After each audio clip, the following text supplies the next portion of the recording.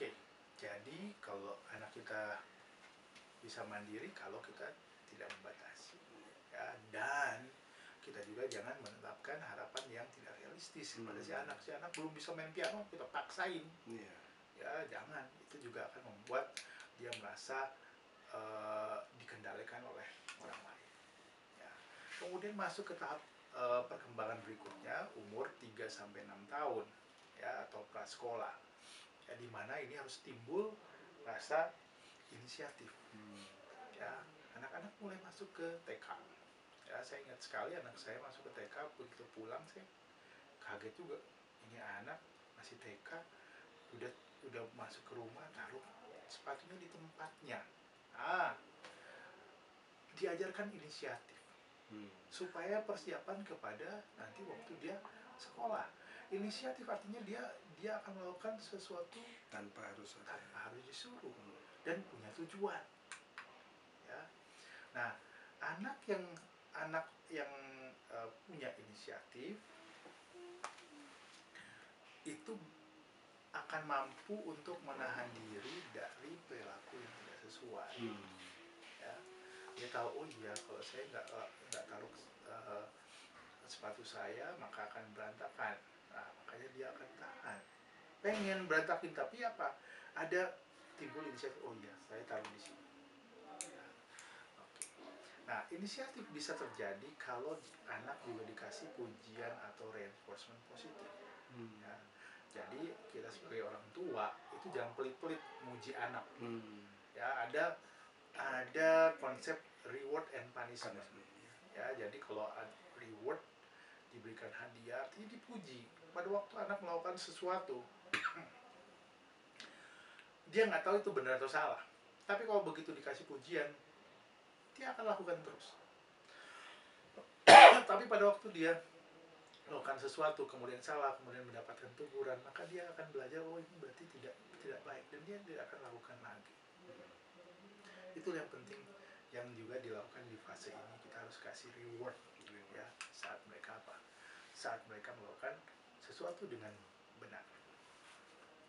Kalau misalnya dia nggak bisa melewati fase ini, maka dia akan merasa tidak berguna, merasa gagal, pantas untuk dihukum, terus memang saya ini salah, selalu dia akan menyalahkan dirinya sendiri.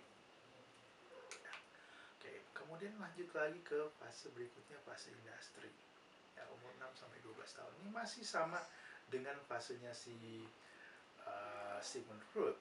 Ya. Nah, di sini fase industri artinya berkarya. Kalau kita ingat waktu kita SD, banyak hal yang kita kerjakan di SD. Bahkan kita banyak eksplorasi di sana. Kita juara 1 mungkin, juara 1 waktu 17 Agustusan, lain sebagainya, banyak kita dapatkan. Sebenarnya itu bagus, ya, karena memang harus demikian, ya. Waktu di sekolah, ya, yang harus timbul adalah rasa percaya diri, ya. Waktu di sekolah dia berkompetisi, bahkan waktu dia mengerjakan PR. Anak-anak SD kalau dia masuk di fase ini, kalau dia punya inisiatif maka dia akan melakukan sesuatu sampai tuntas. Ada PR dia akan kerjakan tanpa harus disuruh, dan dia akan worry kalau misalnya PR-nya belum selesai. Dia akan bangunkan orang tuanya, ini belum selesai, dia akan kasih tahu. Dan dia senang dengan mendapatkan pengakuan dari orang lain. Ya, sering kan kita lihat anak SD atau kita sendiri waktu SD sering tanya kan, lu dapat nilai berapa, gue dapat nilai segini. Ya, ada rasa bangga. Ya, oke. Anak akan belajar untuk menyeimbangkan antara hayalan dan dunia nyata. Seringkali anak-anak juga masih berhayal, ya, tetapi dia juga bisa tahu bahwa itu cuma hayalan dan ada dunia nyatanya. Anak bisa mencapai industri atau tugas perkembangan ini kalau diberikan kesempatan untuk melakukan aktivitas yang bertanggung jawab. Jadi kalau orang tua, jangan sampai orang tua marah-marah kalau anaknya dikasih PR, karena itu apa? Satu hal yang memang diberikan untuk menumbuhkan rasa tanggung jawabnya dia. Membuat supaya si anak ini bisa melewati fase industrinya dia. Kemudian di rumah, ya, anak-anak jangan dimanjain. sudah mulai harus dikasih apa? Tanggung jawab. Tanggung jawab. Walaupun kecil ya. Walaupun kecil, misalnya Lap meja, siram tanaman, pungut daun, ya. Jadi bukan Bungsam yang pungut daun. Atau sama-sama dengan anaknya, ya, anaknya. Oke, gagal dalam fase ini maka dia akan sulit berhubungan dengan orang lain, pasif, bahkan bisa juga jadi agresif. Memanipulasi dengan segala cara untuk mendapatkan apa yang diinginkan. Ya, tukang palak. Tukang palak. Ya, bahkan sampai ke bawah waktu apa kuliah jadi tukang nyontek. Apapun dipakai untuk apa? Untuk dapat nilai baik ya. Untuk nilai baik. Ya, oke. Pengakuan. Ya, ya orang tua juga jangan sampai sering memberikan umpan balik yang negatif. Kalau anak dapat nilainya jelek, jangan dimarahin, tapi harus apa? Diberikan encouragement. Waduh, pasti bisa lebih baik lagi di ujian berikutnya. Ya, jangan dimarah-marahin, nanti anaknya malah apa? Makin dia apa? Merasa bersalah. Ya, merasa bersalah. Berikutnya masuk fase identity, usia 12 sampai 20 tahun. Ya, 12 sampai 20 tahun. Saya ingat Bungsam punya anak 2 ya. Di fase ini. Ya, ciri-cirinya apa nih, Bung Sam? Mereka sudah senang dengan urusan sendiri. Masih kita kasih kadang-kadang pilihin baju, mereka kurang serak. Pengennya milih sendiri. Iya. Kadang-kadang mata kita jadi risih ya. Padahal mereka merasa nyaman dengan ininya. Terkadang baju itu terus dipakai. Itu aja. Mungkin dia senang itu. Itu wajar. Itu hal yang normal. Karena di sini anak sudah mulai nyaman dengan dirinya sendiri dan merasa bahwa dia adalah satu pribadi yang unik, berbeda dengan orang lain. Ya, makanya kenapa waktu Bung Sam pilihin baju mereka nggak mau, mereka pengennya ini. Karena itu mereka merasa bahwa pilihan saya itu yang enak ke saya. Gitu. Mulai anak-anak mulai punya gengnya.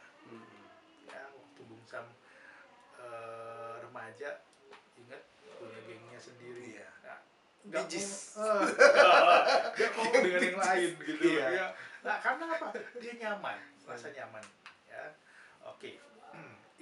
Identity atau identitas diri itu bisa tercapai kalau anak diberikan kebebasan. Tapi ingat, ya harus ada kontrol dari apa?